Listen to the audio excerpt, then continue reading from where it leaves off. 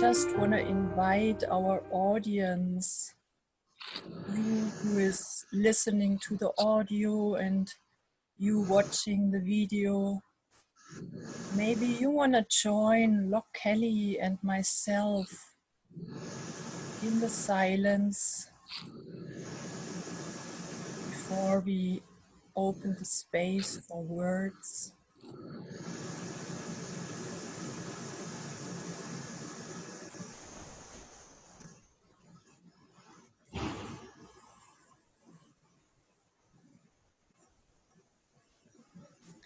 And just take a moment to really feel your physical body.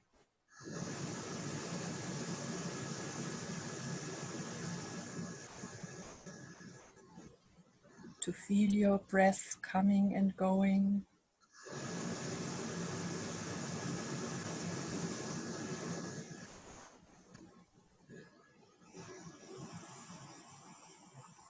And maybe there are some feelings or emotions. And maybe some thoughts.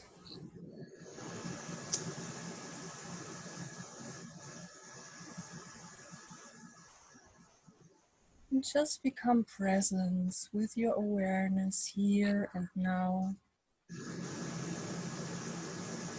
And if you like, you can also expand your awareness into the space around, into the room or the car, or when you're outside, just invite what's around you.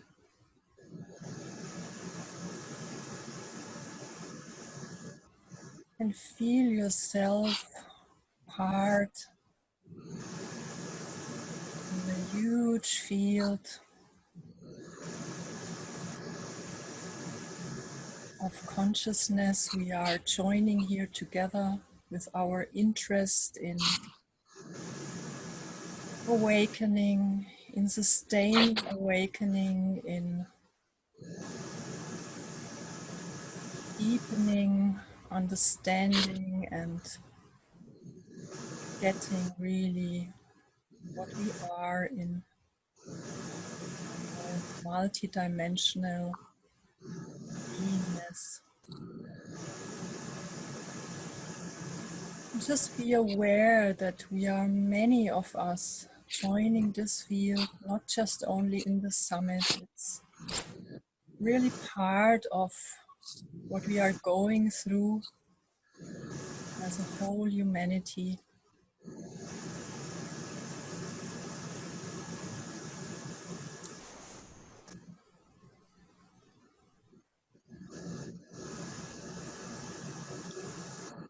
And Loch Kelly, I really want to warmly welcome you to the Conscious Evolution Summit.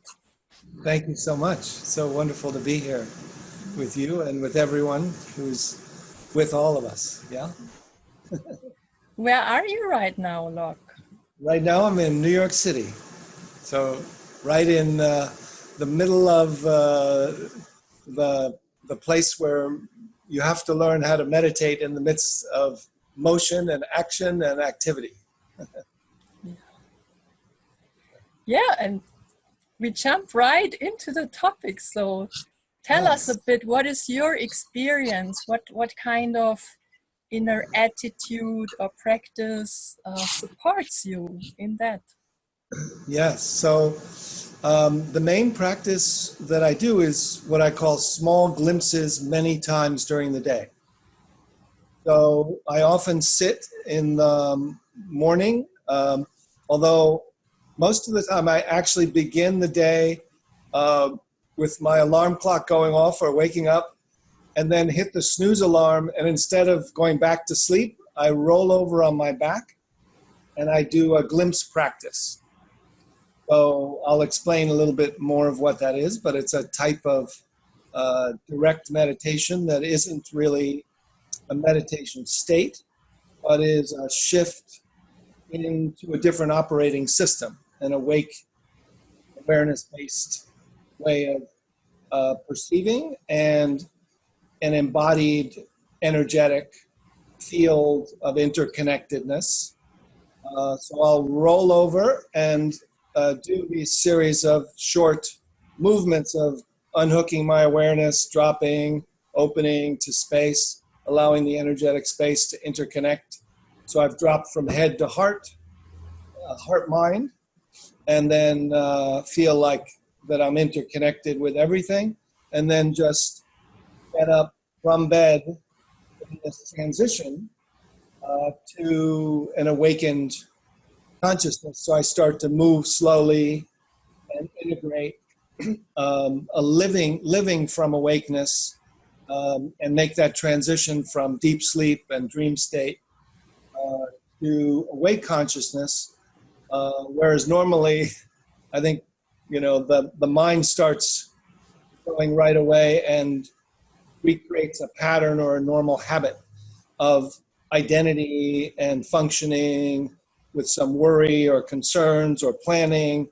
So addressing that either in a morning meditation or, I invite people to try this transition even before you get up from bed. So that's how I start. But the main thing is almost fine tuning through these small glimpses during the day.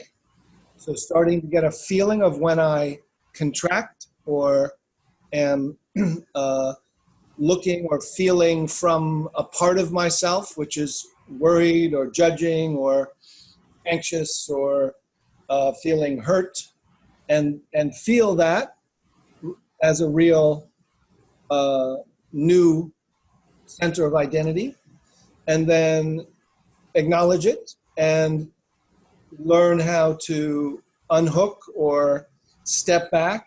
And then instead of making it go away or treating it like it's bad, start to listen to it and love it. Love the part that was triggered. So this is kind of an unusual transitional way of doing a glimpse practice, but it's including right from the beginning, and then noticing there's some space and some energy toward the part, asking it what is it need, and usually it doesn't have to be verbal, or sometimes it's a dialogue, sometimes it's just a relationship as you get to know these parts of yourself, and then opening to more space, opening awareness into its most vast dimension, letting awareness be aware of itself, and then as awareness is aware of itself in a way that it's kind of unplugged from the whole system of conditioning for what I feel is like 3 seconds to 3 minutes is about all it takes. Once you get a feel for it, you don't need to stay in that transcendental state for too long. It's really to recognize and realize the vastness. And then as that awareness, it becomes the ground of who I am, and it immediately has energy. So if I am aware from this spacious awareness back to things that are like clouds and birds, I've actually gone back into a meditation state. And so many people in a non-dual practice will kind of go back and feel like, oh, I'm the vast awareness, and thoughts and feelings are moving and they're leaving and coming and going. But the feeling for me is if you remain as awareness, it's immediately awareness energy. Immediately awareness interconnection. Any relationship to anything or movement or thought or emotion is no longer separate from the dynamic. So it's a more almost embodied, interconnected, juicy, loving feeling of non-duality, as both ultimate and relative reality are now dancing together rather than being in a transcendent witness consciousness. So that's, I think I jumped right into the very, very, simple but advanced way of describing this practice, which can be learned and understood and felt mostly by people. Yeah. And how or what enables you to make this shift, when you Yeah. started, where you are kind of first you are aware of your thoughts and of some movements, and then you shift. Yes, that's right. How do you do it? What is needed in order that this shift can happen? Yes. So this is the interesting thing. Like when you began your meditation and guiding everyone today, you said, so open your awareness into the space. So as I went through kind of traditional and classical practices, having studied with many different traditions, from Vipassana to Zen to Ramana Maharshi to inquiry styles, sitting styles to Tibetan Dzogchen, Mahamudra, I started to have experiences kind of guided, and all of a sudden I would be in this awake, interconnected state. And then if I would follow the practices, it would take me like a long retreat to get there, then maybe a day to get there, then maybe 3 hours to get there, and doing it kind of. But then I started to feel, okay, now that I'm here, let me see, how do I lose it? How do I just watch like a cat, and oh, look at that. Oh, something arose and I'm whoosh. And something got contracted, and there's a part of me that's now judging the contraction, and now I'm In it. a smaller world, and I'm in a cloud, like a storm cloud. And if I try with any of those parts to go back, I can never get back. So the interesting thing is, many of those who have tried through best efforts and intention to shift out into this awakeness, which is already here, haven't been able to do it. And I wasn't able to do it if I used my will or my ego or my effort or a doer or my best intention or a wish, or even sometimes a prayer or a letting go might get me out.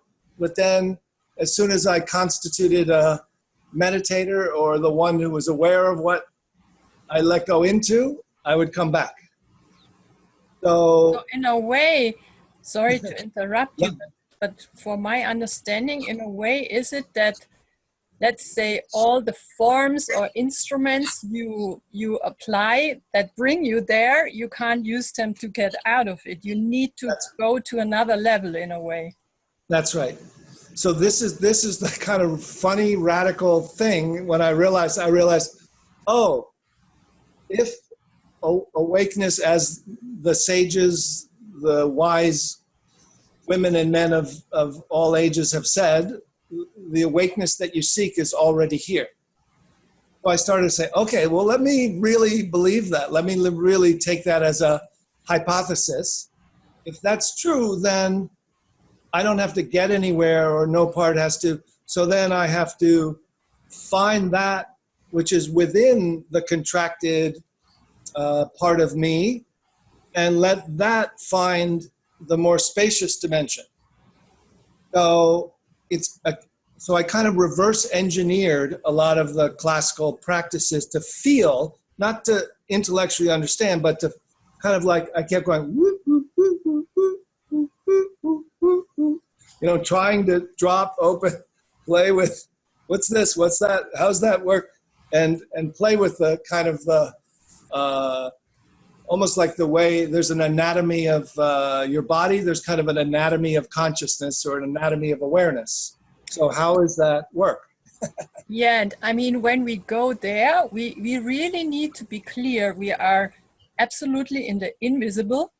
Yes. We are in an area where our mind most of the time freaks out because it's not its territory. That's right. Very good. Yeah.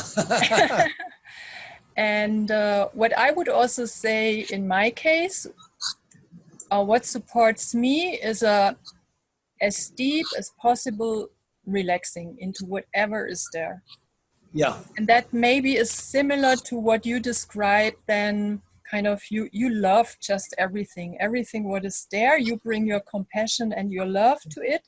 then immediately, even on a physical level and on an emotional level or on a judgment, I don't like this or that, I can then notice as if there would be a bigger me available, which can embrace all of that and includes it. It's Yes. in a way. So it's so interesting, you know, what you say, because I can feel you're describing what I'm describing, but it's the little, just for those who are listening, it's a matter of where you start and what level of relaxation and compassion you're working with. If you start to like try to be compassionate and try to relax, that's not it. You literally have to leave the attempt to relax or be compassionate to find that which is already relaxed and compassionate. So let's go back to that reverse engineering. So what I started to feel was, okay, so when I'm talking to somebody, giving instructions, or I'm talking to myself, I'm actually talking not to them, the doer. I actually have to radically say, hello, but you behind there, you're already awake. You there. Hello, you there, you within, you all around, you that's attached or identified within that part that's trying to do this and trying to understand it. Can you just separate a little bit? And this move of separating or unhooking or dropping or letting go, that word that's been used so many times, surrender, let go, open, that it's an actual, to actually feel what, not only what it is, but what is doing it. So what is doing it is not you, but it's already it's the awake, what I call local awareness. So there's the spacious awareness, which is already always spacious and aware, and is actually the ocean of awareness that everything's arising and made of. That field of awareness is obscured or hidden by an identification, and the identification is just that is not caused by local patterns of things. In other words, strong emotion could arise. Somebody could, say something very mean, and if you're in spacious awareness, just the fact that something's arising that's strong doesn't mean anything's wrong. Or something inside of you could even be, someone could yell and you could, and protective rage could arise. That's okay. There's still no identity. You still can be awake and have emotion like a mother bear come in, like, whoa, wait a minute, stop. It's this movement where awareness, local awareness, just innocently merges, identifies, until there's the contraction is in this play of consciousness becomes a local point of view. Yeah. And yeah, go ahead. And just a very simple practical image I just received was, it's a bit similar. You could identify with the furniture in the room. Yeah. It has a certain color, flavor, anger, sadness, I like it, I don't like it. Or you could really open yourself to the space in the room where all the furniture is. And this image is limited, but it's a bit a metaphor. Right. Yeah, beautiful. So again, it's so interesting because I'm trying to write another book now. And as soon as I do, I come to the same thing. I say, oh, that's beautiful. Here's an image I can write. And then I write something like you just said. Then you just open up to the space in the room. Then I have to go back and say, well, who's you? Yeah. So as I reverse everything, I'm coming back to this kind of like, I'm using a word called local awareness, local awake awareness. But what it is an experience, and we'll do some little practices to show what it feels like. And just to say that I'm kind of describing it as if it's a mechanical thing. But when I practice it, it's much more feminine. It's much more woo, woo. So I'm only breaking it down, not because you must know this and go step by step in the way that I'm describing, but if you just feel the difference between trying to open to aware the space in the room, like just try to open the space in the room, and if you actually feel awareness move from thinking to hearing, and then awareness actually opens and is aware of the space and is aware of that the space is actually aware. So, and now you're aware from the space in the room, of the space in the room, and pervasively within yourself and interconnected with everything. Now, I obviously did that very quickly, but It works. It works. It works. I mean, when I follow it, I can sense it. It works. It's fast. Yeah. It's immediate. It works. It works immediate. And it's kind of when it works, it's the principle of how it works. So you can do it many ways, and people have different through prayer or through yoga or but when you look at, when I ask anybody, oh, well, I do it this way, or I do it through this tradition, or I do it that, I say, okay, well, let's go back to the principle of what is actually happening when it happens. And the principles are kind of the same. It's almost like the principles of physics or the principles of biology or the principles of consciousness. They're, if you use Ramana's, inquiry, which starts with words, if it works, it's the movement right beyond words.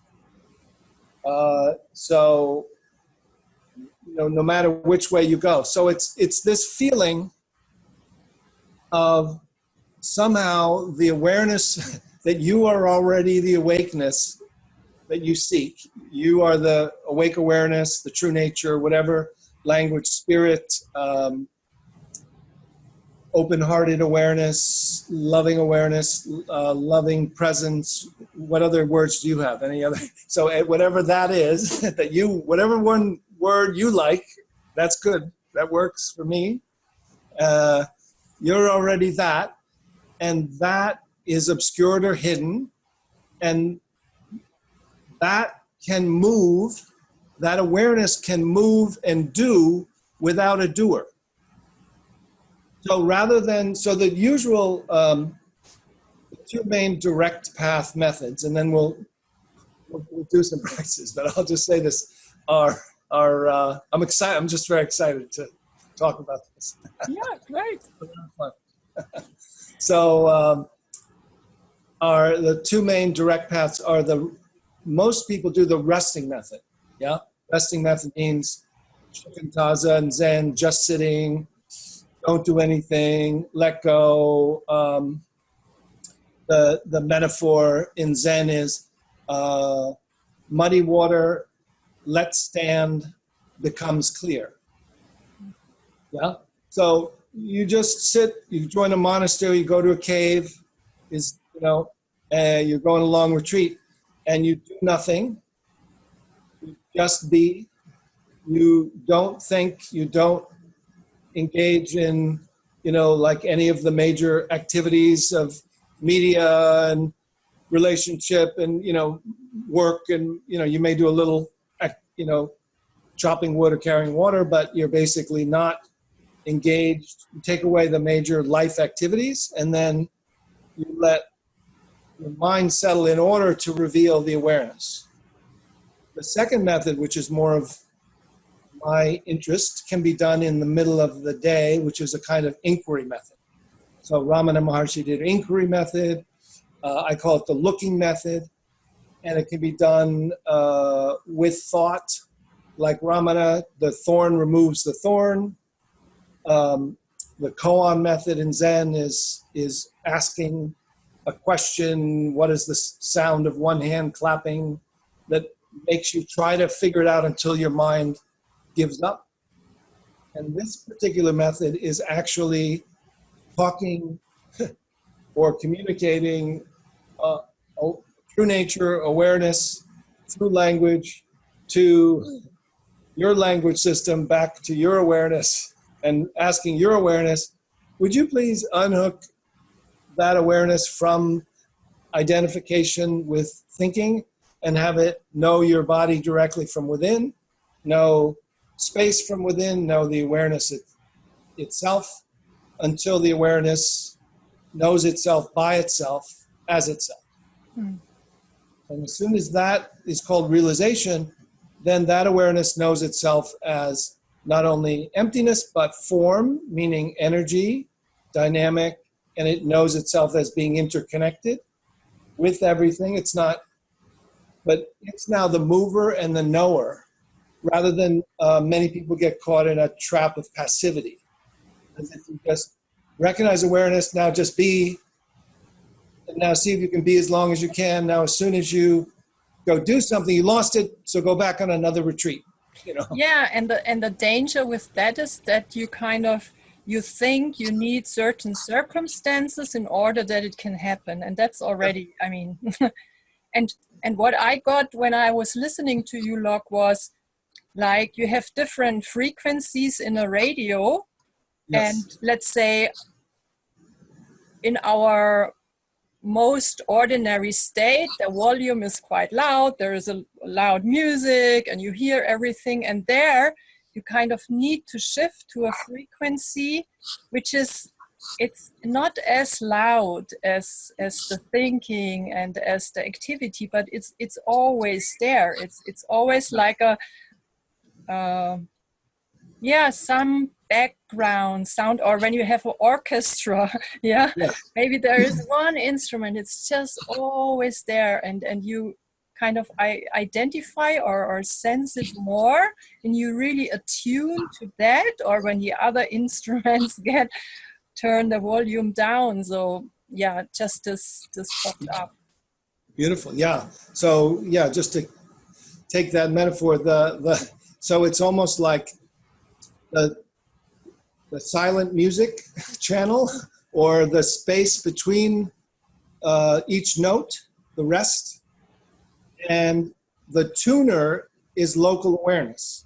So this is the key, and I want to get people in Tibetan Buddhism, they say child awareness returns to mother awareness, which is a lovely, so they don't explain it much. So I was like, okay, but that's what I'm talking about. And then I explain it to some teacher, and they go like, oh yeah, that is what they mean. You know, like sometimes because of the cultural metaphors, we haven't gotten some of the gaps between the teachings, particularly how to really recognize directly, you either get it or you don't, and what are the principles, and then what are the ways to remain, which we can talk about later. But why don't we play with this kind of a couple different little immediate shifts of using a glimpse. So the first one is really to show how close and how immediate that some people may be able to experience their true nature. Now, as I do these glimpses, just to say to everyone, I find that like if I do 12 glimpses and I say, how many people like this one? I get a third of the group. How many people like this one? I get a third of the group. This one, like, so don't worry if the first one doesn't work. It's just a doorway. It's just isn't a match for your particular learning style. And it's not about you. It's about the method that doesn't match. Yeah. So the premise of this one is that what is holding us back is this awareness that's identified with thinking, which is a sixth, it's in Buddhism is considered the sixth sense. So it's one of, we know our five senses, but thinking is a sixth sense. All the senses appear to awareness in Buddhism. But in the West, we have this cultural belief, I think, therefore I am, which we've all heard. And even though it's, you know, may have moved on philosophically, there's a feeling that feels true. And when awareness identifies with this monitor or judge or thinker, that little mini me, that little me or that seat of the self, is trying to become someone and trying to become satisfied by getting things, almost as if it has a body, almost like there's a little entity in me that's moving my body, but it has this other craving that isn't about just It food, and loves attention. loves attention, and it wants to become somebody, but it's made of thought. So it's kind of, and the word dukkha, suffering, is often translated as perpetual dissatisfaction. So it's not, so it's almost like not just that our bodies and personalities are perpetually dissatisfied. What I'm talking about is the secondary little self that is part of our personality, but it's actually the manager of the whole thing. When that relaxes, we'll still have our personality, we'll still have, the food we like, and we'll still have to, deal with everyday issues and stuff. But the suffering is reduced when we move from a small sense of self to this interconnected, open, relaxed, multidimensional being, and that is this far away. So this little mini-me is trying to solve the problem of identity all the time. What should I do? What do I need to get? What do I need to push away? What do they think of me? What's happening like that? And it can keep many other parts very busy because they buy into it, and it hires many parts of us. And the interesting thing, it piggybacks on normal things that we actually do need to get. We are hungry. We do need to get something. We do need to get a job. We do need to, whatever that is. It thinks, oh, but then when I get that, then everything will be okay. Or, oh my God, I'll never get it. It's worthless. I'm worthless. And it goes down to the kind of shame-based, and then it piggybacks on that. But it's really this secondary problem solver. So here's a simple little inquiry. If that problem solver were to relax, and you were just to let awareness check to see what's here, without looking to thought and without going to sleep to rest, just inquiring, understanding this inquiry, which is what's here now when there's no problem to solve.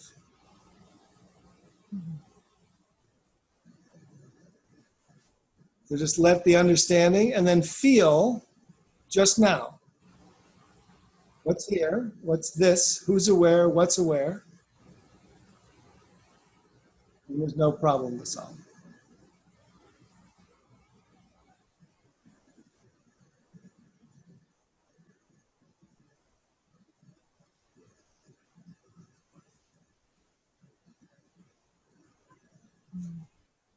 Beautiful. I mean, what I perceive is there is immediately peace and expansion. Yes. So there's it. So we're just we're just unhooking from that habitual pattern, and we're just saying, okay, just relax.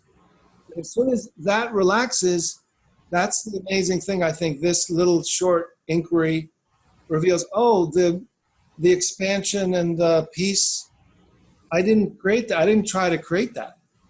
I didn't do like loving kindness meditation to create that. I feel loving and compassionate. Where did that?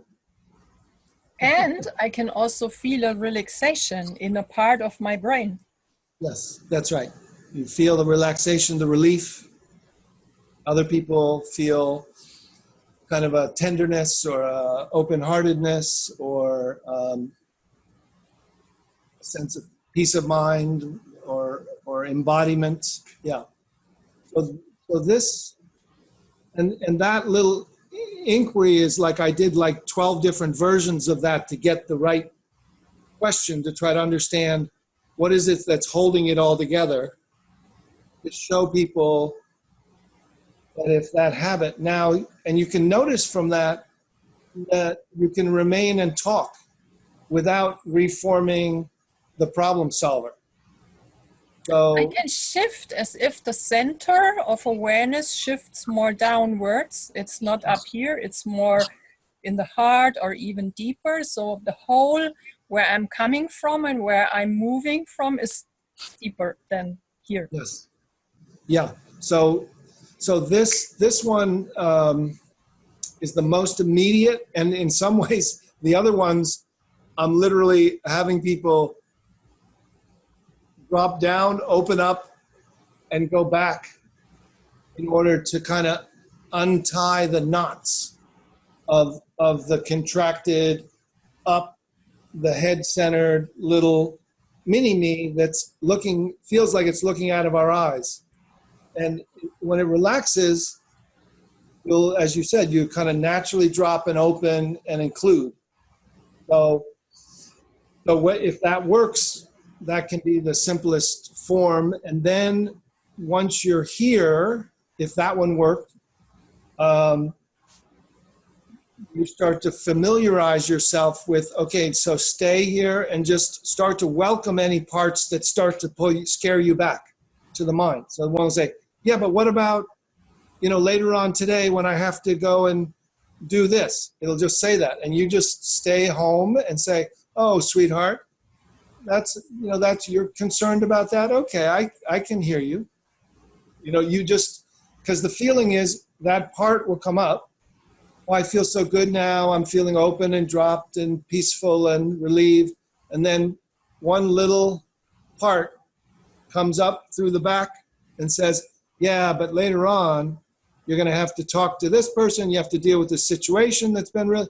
And now from here, if you go up to talk to it or become it or debate it, you're now back in the cloud. So, but if you ignore it, oh, that's just a thought. So a lot of meditation system, oh, that's a negative thought. Just let it go. Oh, it'll arise and pass. It'll just sneak down unconsciously and it'll come back later. So the feeling what I had was that I'm kind of awareness is still here in my heart area and it's just listening to it in a distance from down there. I get it. I can hear it or I can, I notice it, but I can stay there. Yes, that's right.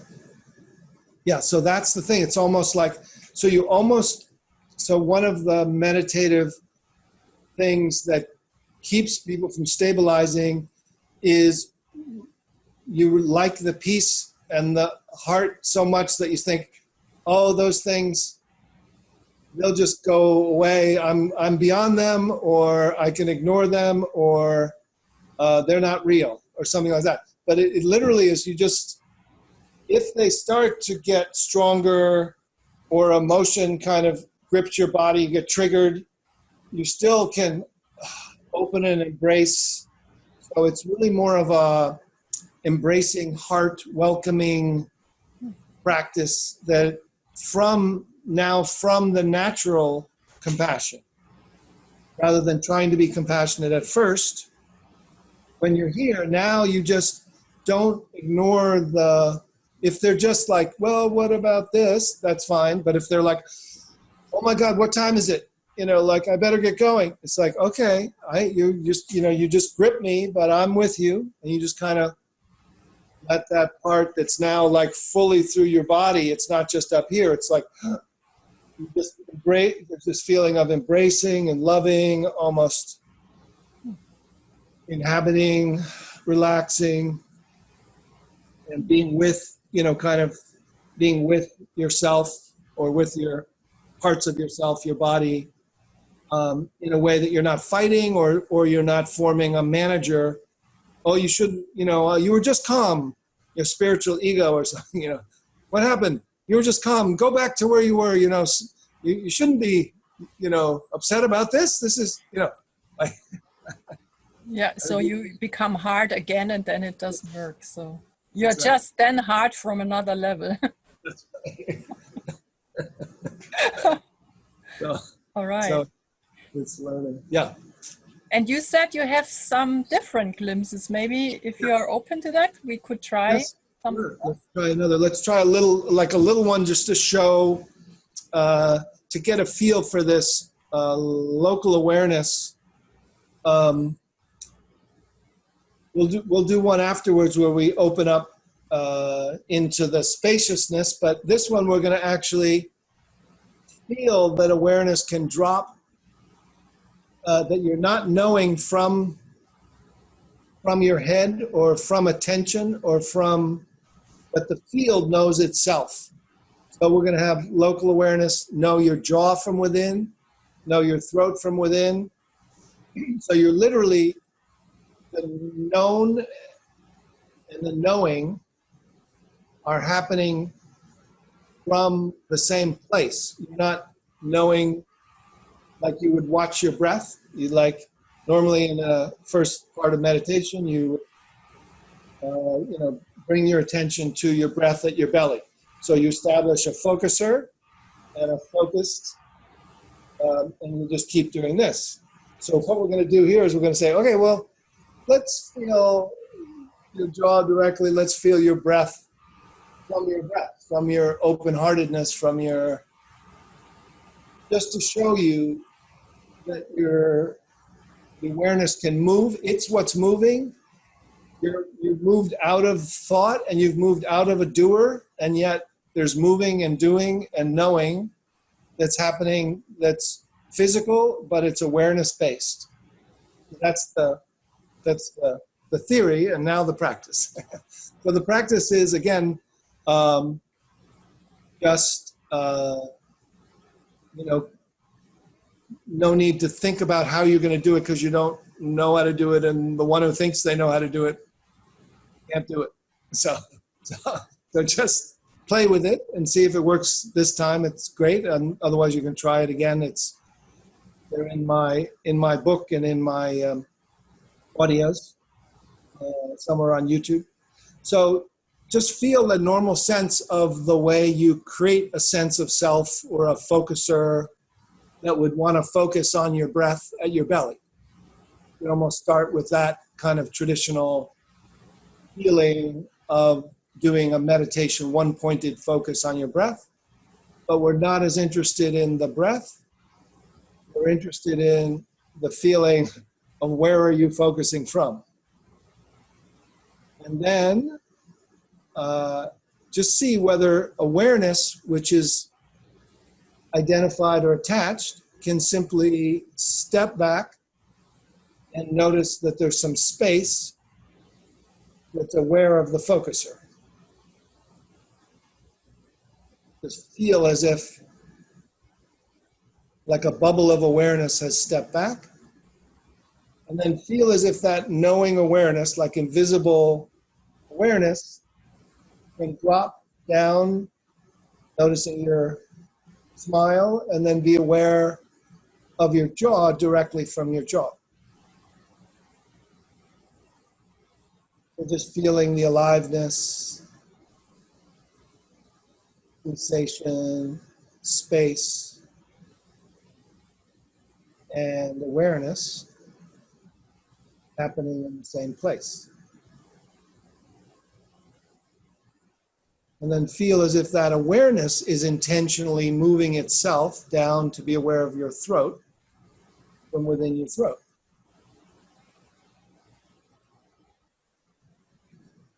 So again, just notice that you're not stretching awareness down, and you don't have to look up and check with thought or a thinker to know directly. Feel the awareness, the aliveness, and the space. And then notice that this awareness, its intelligence and intentionality, awareness can drop below your neck, your upper body, directly from within your upper body, and just feel this bubble of awareness moving down to your heart space, or sense of where your breath moving in your body. So you're feeling your breath from where you're breathing. You're feeling your heart space from your heart space. Just simply the knowing, what you're knowing, are happening from local awareness.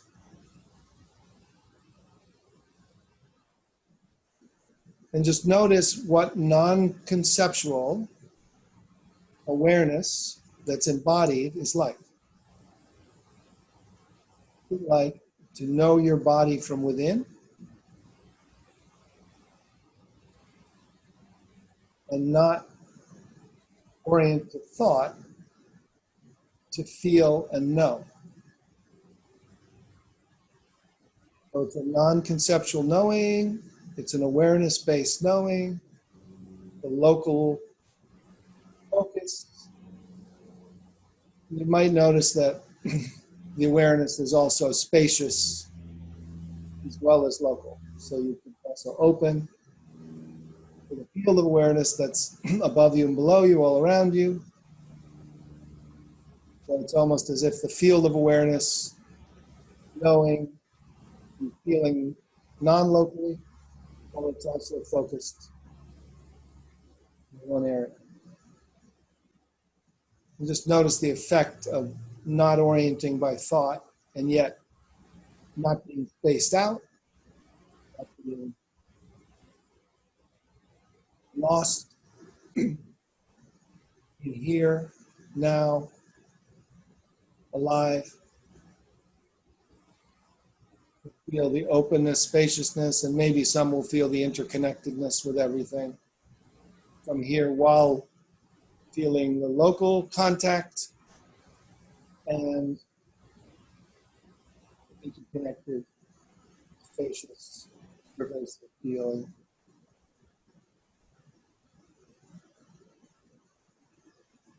Of kind of an open-hearted.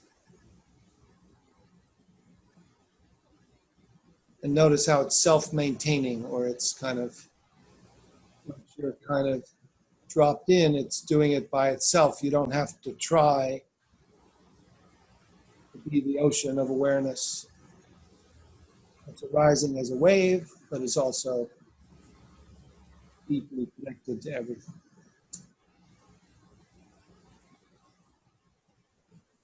Yeah, so from here, so even as we, you can feel that the dropping, and even as you those who want to transition, move your body, or just notice you don't have to pop back up to a manager or a doer, that you can stay home, you can move your body while you're aware of it from within,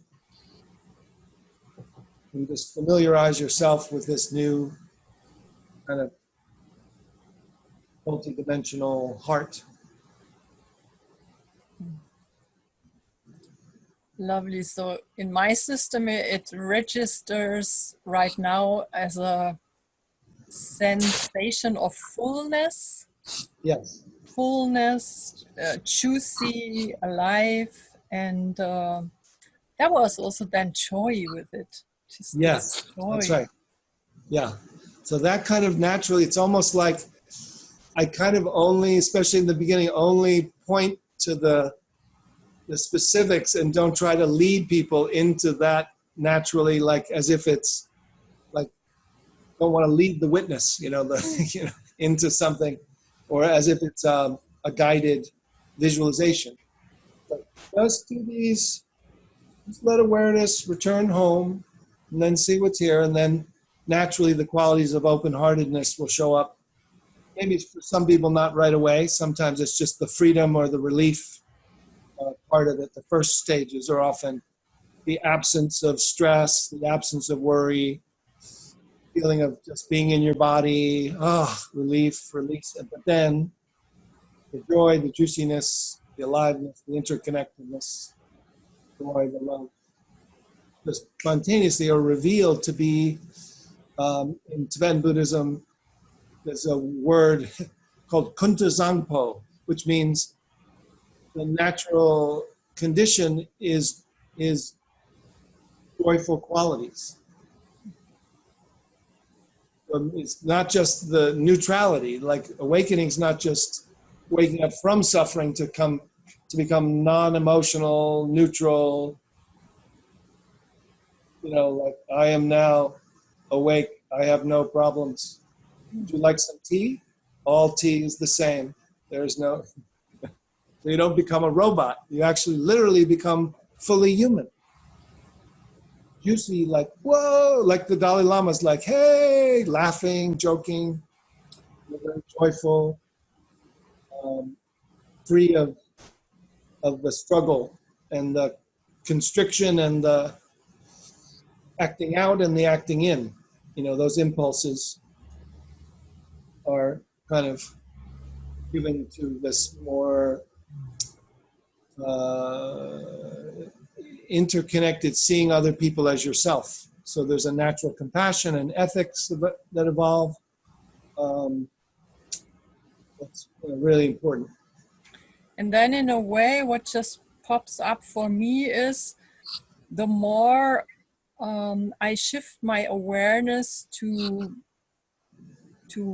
those areas, you just gave us the opportunity to go there, the more I can see it also in the other person and can sense it. And the more when awareness is there in me, I address the same in the other. Then, Yes. as you said in the beginning, I talk to you. That's right. Yes, that's the beauty, is that rather than trying to do that, or rather than imagining it, that this is not like awareness dropping is not imagination. It's literally as real as, reaching for a cup. It's as real as being aware of seeing, now be aware of hearing. So you've just moved your attention or your awareness to hearing, now be aware of, but it's where you're aware from. It's another subtler dimension of human consciousness that's been overlooked because it's so subtle and we're kind of looking out from it.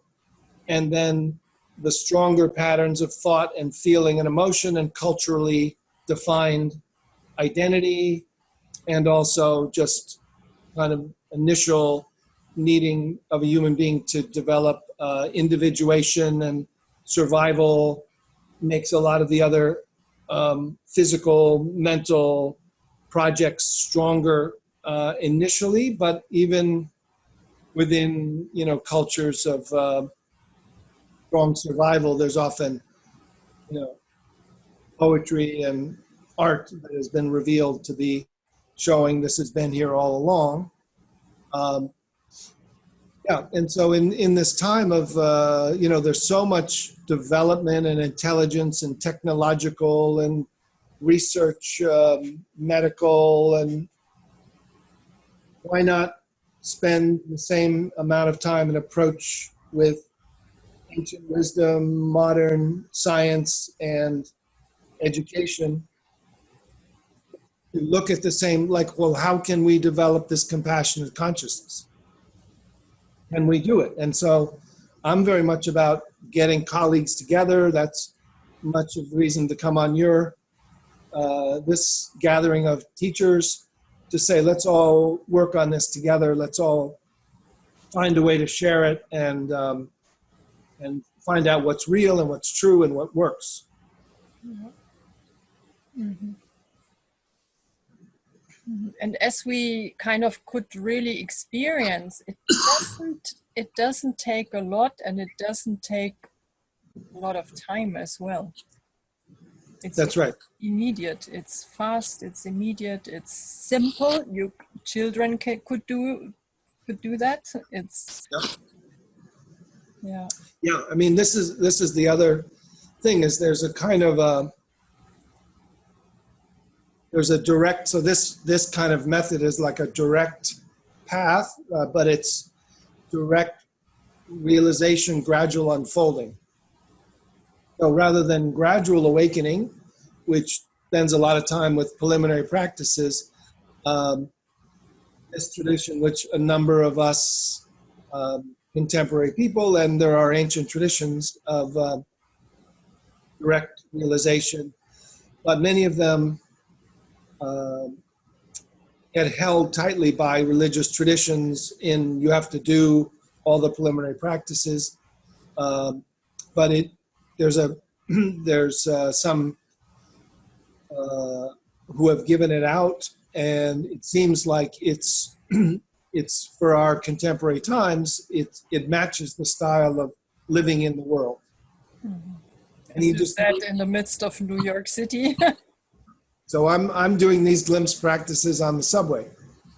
And it's funny, when I do them, often I'll do them, and if I close my eyes, I'll do them so I get into the field, and then I'll just close my eyes and smile and feel the resonance. And I look up, and people are either looking at me or they're closing their eyes a little bit. So it almost is like a secret little, like we can all relax here, and let's all do this together. But it's it's simple. It's simple. It's not easy because of the conditioning, but that's why you can learn the principles and kind of find which learning style works for you. You don't have to do it there's not one way to do it, but and then to be curious about how to start adding movement and language and typing, and then notice when you lose it and learn to return and train to remain is the kind of little phrase. So you notice that you're caught, you remember to remember, you learn to return, and then you train to remain. And the training is really kind of a surfing. It's not like you're efforting, but you're feeling and you're adding, you're noticing what's trying to bring you back to the other. You're loving those parts of yourself. So it's just another dance. Yeah, and my sense is, I don't know, maybe there is something like a natural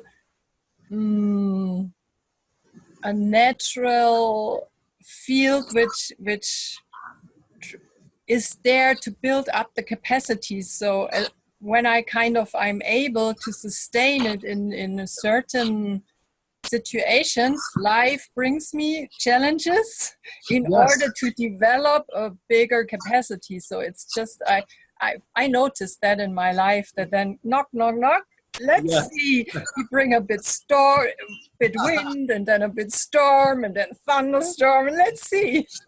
That's right. Yeah, it's almost like, okay, you remember that stuff you said, I'll deal with that later? Well, how about now? So it all comes up.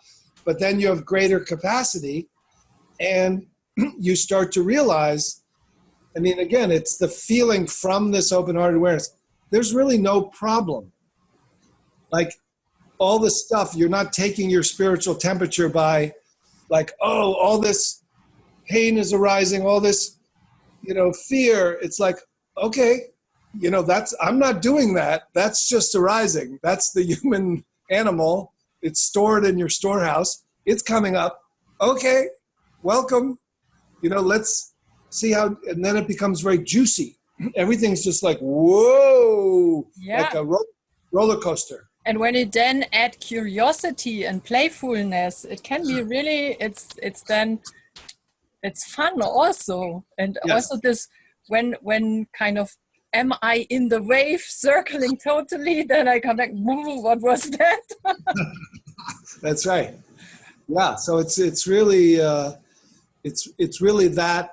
It's kind of, just as we're talking about, it's a kind of a new model rather than the model of renunciation, so a lot of our traditions, even from the East, start with great periods of renunciation, whether it's Buddhism or even Ramana Maharshi, or, kind of a time, such a long time apart and doing nothing and not eating and not being in community.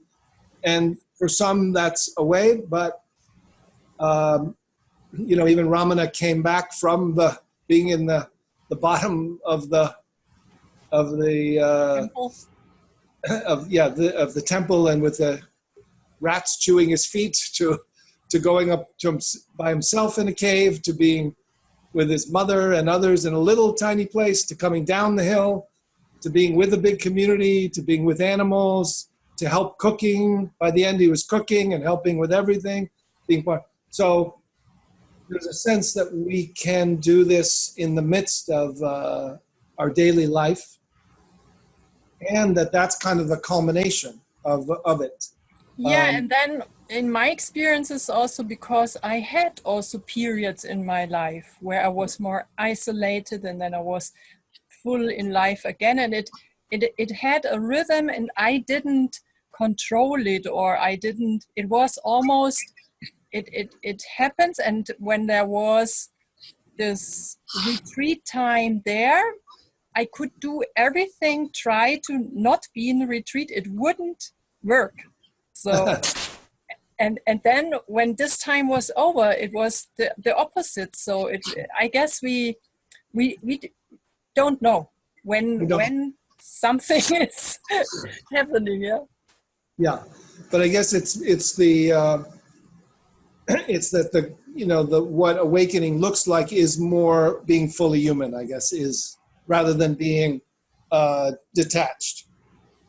There's some models, at least for me, that's my feeling of going from what I call waking up from the small sense of self, and then waking back into the body, and then waking out to compassionate activity. Yeah, and there, I mean, we have this term, this really embodiment. So it's really becoming it, being it, and I love really this, where it's not an memory or an experience I had, then it's really fresh, real, now, here, in whatever is happening. Embracing everything as it is. And and the interesting thing that is an important kind of in between the culmination of open-heartedness is that embodiment is in some ways feeling our body from within. But now my new definition of embodiment is feeling connected to every body. So embodiment literally means not just in my body, but connected to everything and every body. That's the body of the multidimensional body.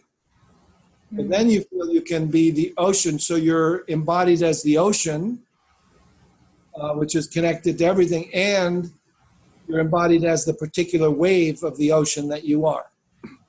You're not either just the ocean or just the wave. So there's this feeling of interconnection. Yeah. But what is your experience? Because in mine was that I had a period, and it was really some years, where I would either be able to be with awareness in my little self, or I would kind of leave it, and I had it felt separate, and this was kind of really a few years. Yes. And I knew that that's not it. In a way, I tasted something, and I love to be there, but I knew that's not the end of the path.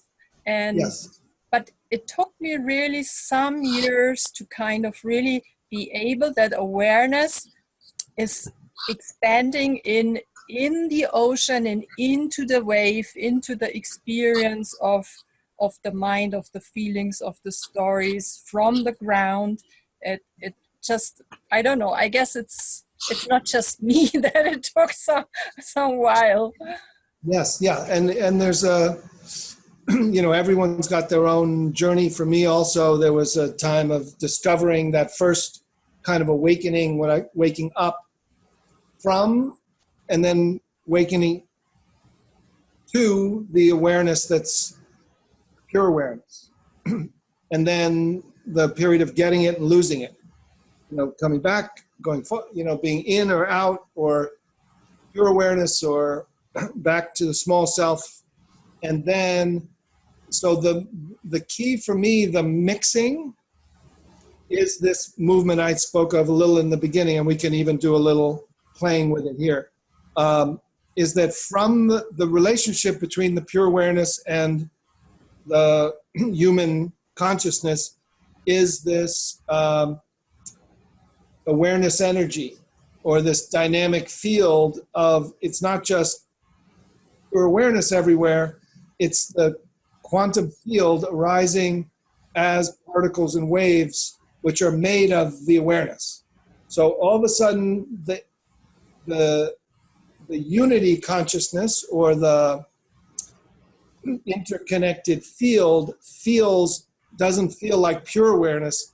It feels like awareness, aliveness, dynamic field that is arising as forms, that has awareness as its ground, but is dynamically alive. So that's more of like the feminine, that's more the Shakti. So the Shiva is the pure awareness, standing still, and then the Shakti comes in and doesn't lose Shiva. So the dance all of a sudden is like, whoa, rather than just coming back to the bliss in the body, which is just more Shakti, from and not having the ground, the awareness comes back, and then there's kind of a ground of being, which feels like, woo, like you've landed in your heart, and there's like a stillness and a little dynamic bliss that feels like the joy. So that's, for me, that's what embodiment feels like, and that was the missing piece. They talk about it, Shakti Shiva. In Tibetan Buddhism, they talk about Dharmakaya, Sambhogakaya, Nirmanakaya is the third, three kayas. Dharmakaya is pure, Sambhogakaya is interconnected energy, and then Nirmanakaya is, more everyday conventional reality with the other two.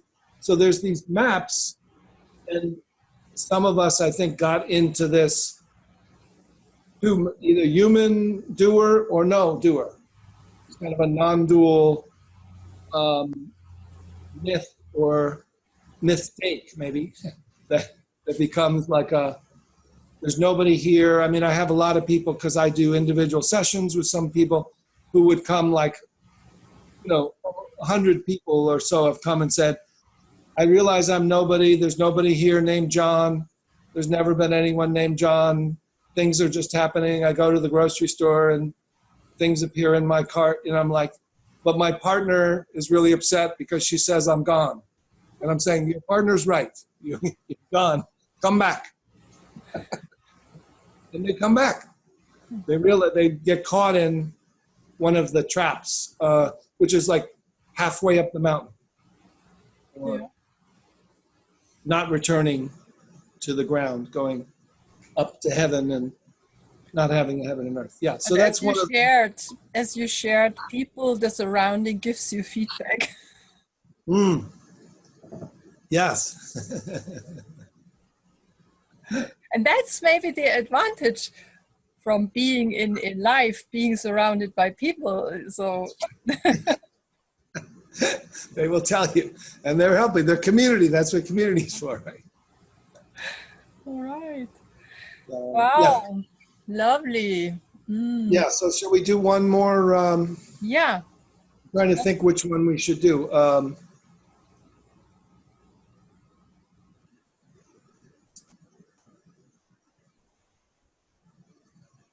Yeah, let's do this. Since we're doing, some people are watching on video, but you can do this if you're just listening also. So many of the doorways I find helpful are related to the senses. So some people are more kinesthetic, visual, auditory. And so this one is a doorway of the eyes. So what we're going to do is simply, and you can continue looking at the screen, but I'll have you have your awareness look in the usual way it's looking, and then you can look above the screen and just have your awareness open your peripheral vision. I'll describe it and then we'll do it. Have you open your peripheral vision until it gets to the side, and then it can unhook from seeing and be aware of the awareness in which sound is coming, going, and then literally continue to have your awareness feel the awareness behind your back. And then you'll feel this openness of panoramic 360-degree awareness. And then you'll just be curious, am I aware of the spacious awareness, or what's it like if the awareness is aware of itself? And then the awareness is aware of awareness and energy back to thoughts, feelings, sensations as this continuous field of aliveness, awareness, interconnected with everyone, so that you feel a kind of a dancing ground being, open-hearted. Yeah. Some of you may have already done it, just if you're quick, but now we'll do it slow, a little slower. I'll just say that in some ways, these unhooking glimpses are done a little faster on purpose than what people may be used to as a guided meditation. Because a guided meditation is for your ego to take you into a meditation state. And these are literally like, okay, unhook awareness from thought, have it step back and drop. And it almost, if you take too long, unhook awareness, you get sidetracked into a hypnotic or meditative state. So I apologize if you feel I'm going too quickly, but you can also listen to some of the audios that I have on YouTube and other places online and on some audios. So but just feel as if just a sound is coming to your ears. An interesting thing is that the way that seeing actually works is not like your hand. Seeing isn't like your hand going out to see something. That the way it works physiologically is sound comes to your ears and light comes to your eyes. So just receive light, receive sound, and then just let your eyes be soft and equal to other senses, so have equal rights for all your senses. Feel like your eyes are one of the senses, but not dominant. And then just gently look above your screen or your phone, or if you're listening, just look a little bit straight ahead or up, and then begin to gently open your awareness to the sides without straining your eyes. So take your time, but notice that your eyes are not moving. You're not moving your eyes at all. You're actually just learning to move this local awareness, both left and right at the same time. And as you get part way, you can just breathe in the cool air and smile, looking at the space, and then feeling the awareness open to the sides. And when it gets to the sides, you just let awareness let go of seeing and become aware of the space at the side of your body in which sound is moving through. But just be aware of the space. And then just feel the awareness mingling with space as the awareness, or the spacious awareness, continues to be aware of itself behind you in this kind of panoramic 360-degree field of open awareness. And just feel what this open view is like, with a relief of contentless awareness, space, as far as you feel comfortable opening. And then just notice the awareness and space of mingling. So just curiously inquire, am I aware of the spacious awareness? Or what's it like if the spacious awareness is aware of itself by itself without your help? Just let go of any effort to try to be aware and just notice that awareness is effortlessly aware.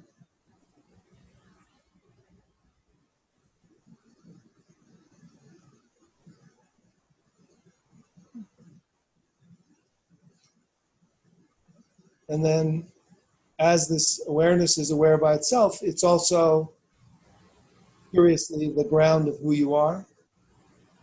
So as this awareness, notice that you can be aware from this awareness. Or you're aware of the spacious awareness. What's it like when you're aware from the spacious awareness, as the spacious awareness, of the aliveness and energy that's arising as sounds, thoughts, feelings made of awareness. And just feel that interconnected, dynamic, all-pervasive, dynamic field of awareness energy. That everything that arises is made of awareness, interconnected, not a separate thing, but a wave of the ocean of awareness that's spacious and pervasive, like a seamless, interconnected field that's connected below your neck to your body, to your whole body, as a wave of awareness arising. Just check to see whether there needs to be a center of a self established in your body, or whether this awareness is aware from everywhere. Curiously, where are you aware from? Where are you aware of the space from? Where are you aware of your need from? Not answering it with thought, just feeling. It's all pervasive, interconnected aliveness. And then as you breathe in, just let out a sigh. Let yourself feel that you're equally spacious and at home in your body, just ordinary, but dropped from head to heart, mind. You just let the naturalness of this interconnected, open-hearted, dynamic reality be who you are.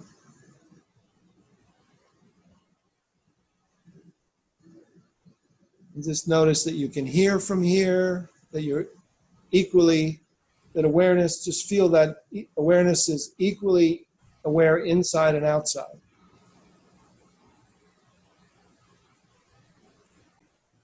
There's kind of a seamless mind that's aware from everywhere, not from here.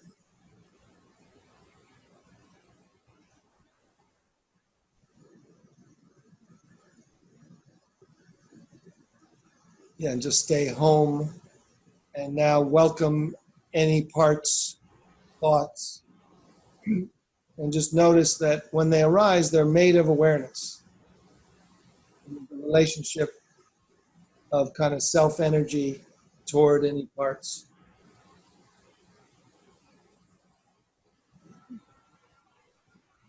Any feelings, any emotion. So, yeah.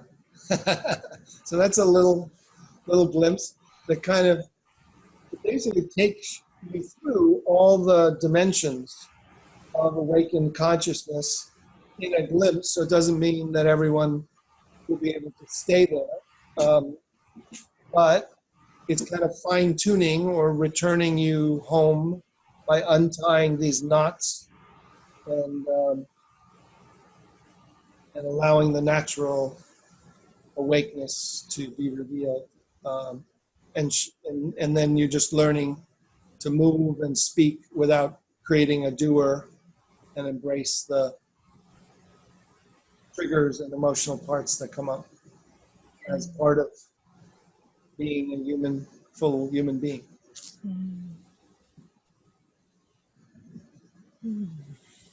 Thank you so much, Loch, for sharing this richness you have, sharing with us with this exercises and your beautiful way to describing it. Thank you. So welcome. Mm. My pleasure. It's what I love doing. It's such a joy to just say, you know, to everyone, I just feel like I'm just saying, the water's great, come on in, you know. Check it out. It's not that hard. You can do it. You know, so I'm almost more like a coach, you know, than and a peer, kind of sharing with people. Let's all do it together, because I believe it can be learned and taught and lived. And applied, yeah, and just be it, be it, live it. The natural compassionate activity flows from here. Yeah. Great. Thank you very much. Okay. So it's time to say goodbye. Okay. Even though I could continue, and I just want to let our audience know that, yeah, they can find a lot of you, as you mentioned. We share your website link. It's a lot also shared on YouTube from you, and people, if they like just this exercises you shared here, they can also listen to it again and again, or watch it. So it's plenty of opportunities to practice it. Thank you. Thank you so much. It really has been a pleasure, and look forward to meeting you in person someday. I'm hoping to come to Germany next summer. But in the meantime, I'll be, and then I'll be starting, in 2 years, I'll be starting a year-long program with a colleague of mine. It'll be in the United States, in the East and West Coast, in Colorado, California, and New York. And it will be with a colleague, Annalisa Adelberg, who is quite a dynamic, energetic healer, who brings a lot of the embodied feminine qualities. So the two of us together bring this quite remarkable way of training. She's been doing a school for 10 years with 100 people. So the two of us together are going to create a year-long program. And the idea is stabilizing awakening. For those who have had some initial awakening, we're going to try to find those who are ready and interested to stabilize and share with other people. Lovely. Whatever form they are doing that. So wonderful. Thank you for doing what you do, and I know you can't not do it. It's just happening. Again, thank you so much, and all the best to you. Thank you. Thank you, everyone. Bye now. Bye.